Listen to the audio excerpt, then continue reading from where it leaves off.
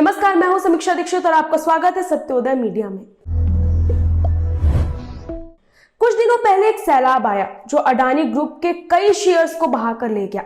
Hindenburg की report पर गौतम अडानी ने कहा था कि ये कोई निजी हमला नहीं है, ये हमला देश पर हमला है। तो कुछ लोग इसके पक्ष में खड़े थे और कुछ लोग विपक्ष में खड़े थे। कुछ का कहना था कि हाँ वाकई में ये निजी हमला है और कुछ का कहना था हाँ वाकई में ये देश पर हमला है।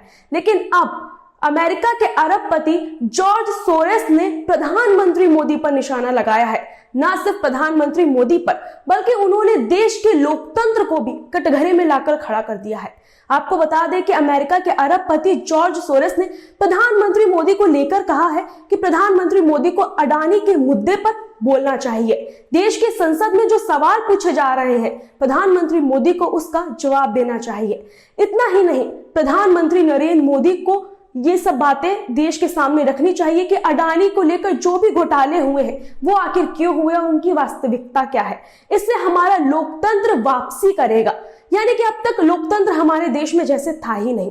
अब आप सोच रहे होंगे कि ऐसे कई देश हैं और कई लोग हैं जो प्रधानमंत्री मोदी की और हमारे देश की आलोचना करते रहते हैं, तो इससे क्या फर्क पड़ता है। अब अगर प्रधानमंत्री मोदी या हमारा देश हर किसी की बात पर सफाई देने बैठेंगे तो हो चुका काम।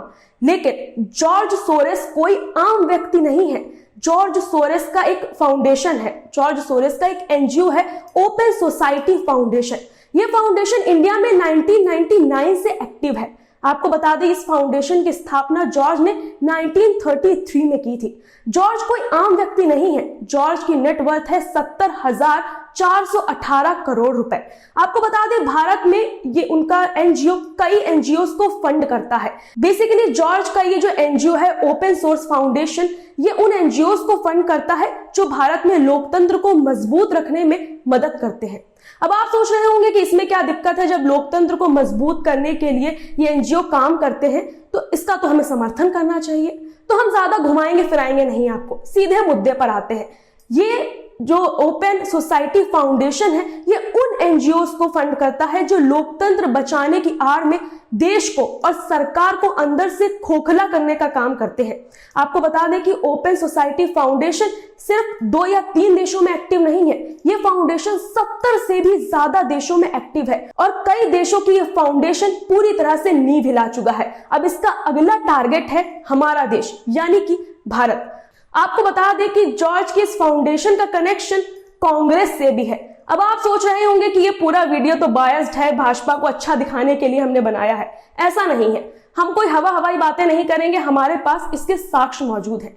11 अक्टूबर 2022 को कांग्रेस की भारत जोड़ो यात्रा में एक व्यक्ति नजर आए थे जिनका नाम है सलील शेट्टी। ओपन सोसाइटी फाउंडेशन के ये वाइस प्रेसिडेंट है। अब आप सोच रहे होंगे कि इसमें भी शायद हमने कुछ अपनी तरफ से जोड़ा हो, तो बिल्कुल भी नहीं। आप ओपन सोसाइटी फाउंडेशन की ऑफिशियल वेबसाइट पर जाके उनके प्रेसिडेंट का नाम चेक कर सकते हैं। सलील शेट्टी 11 अक्टूबर 2022 को भारत जोड़ो यात्रा में नजर आए थे। इतना ही नहीं, अपनी अंग्रेजी को लेकर मशहूर शशि थरूर के भी कनेक्शन जॉर्ज सोरेस से है। जॉर्ज सोरेस का ये जो फाउंडेशन है ये पीएफआई को फंडिंग देता है। पीएफआई एक आतंकी संगठन है जो देश में काफी समय से एक्टिव है। आपको बता दें कि शशि थरूर का एक ट्वीट सामने आया है। आप पहले अपनी स्क्रीन पर ये ट्वीट देखिए। इस ट्वीट में शशि थरूर ने लिखा है, पुराने मित्र जॉर्ज सोरेस से मिला, भारत के बारे में मैं काफी उत्साहित हूं और जिज्ञासु हूं। वो एक निवेशक से कहीं अधिक है। जॉर्ज सोरेस एक चिंतित विश्व नागरिक है। इतना ही नहीं, जॉर्ज सोरेस ने 2014 से लेकर अब तक कई एनजीओ और इसके साथ ही कई मीडिया संस्थानों को भी फंडिंग दी है। इस फंडिंग की राशि 900 करोड़ से भी ज्यादा की है। तो आपको क्या लगता है कि जॉर्ज सोरेस वाकई में हमारे देश की नींव को खोखला करना चाहते हैं और यहाँ पर अस्थिरता फैलाना चाहते हैं? आप इसको लेकर क्या सोचते हैं, हमें कमेंट करके जरूर बताइएगा। अगर आपको वीडियो अच्छा लगा है तो हमारे चैनल को सब्सक्राइब करें, हमारे वीडियो को लाइक करें और शेयर करें।